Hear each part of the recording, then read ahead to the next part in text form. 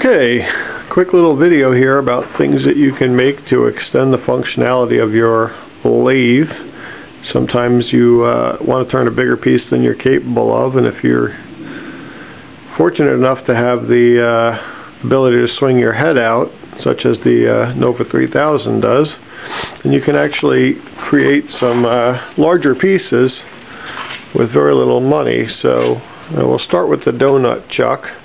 You'll see that there's just a face plate and some wood, and basically you create a flat plate that you can sandwich the work in between.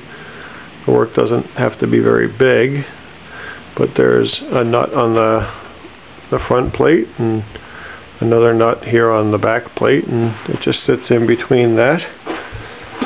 And then there's a piece of spalted ash. It's probably about 18-19 inches across, and it's just captured in between these two plates. In addition to that, you'll see that some of the catalogs will carry these modular faceplate systems, and you can buy the short bars, and all that bar is a piece of 1-inch steel with a hole in it. And somewhere there's the curved tool rest, and somewhere along the way I realized that if it's just a little bar of steel with a hole in it, well, I know how to drill a hole. So I went to the scrap yard and I picked up this probably 30-inch bar of steel, and if you look at that, it's school bus yellow, so I believe it came off of a school bus or maybe a dump truck or something like that. And I just drilled a hole in it and tapped it and threaded it, and now I've got a long tool rest. And on the other side of that tool rest, you just build a standard dead man to hold and support it. So what you'll see is that this actually contains the work, and the video is not going to be the greatest cutting one-handed, but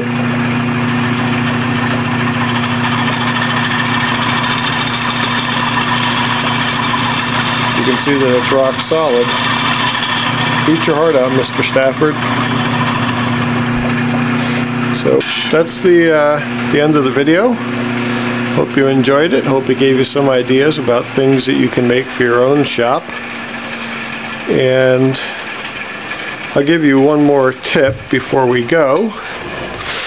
The headstock on my lathe has an on-off switch, and since it's wired into the motor, I did go to I think it was Woodcraft, and I bought this little remote box, and all you do is you plug your lathe in to the box, and the box goes into the wall, and it gives you the ability to turn the lathe off or on from either the front side or the back side. So if you're doing big work and you don't want to run in front of it while it's spinning, you just put a box right next to wherever you're standing. Hope that's been helpful, and we'll talk to you soon.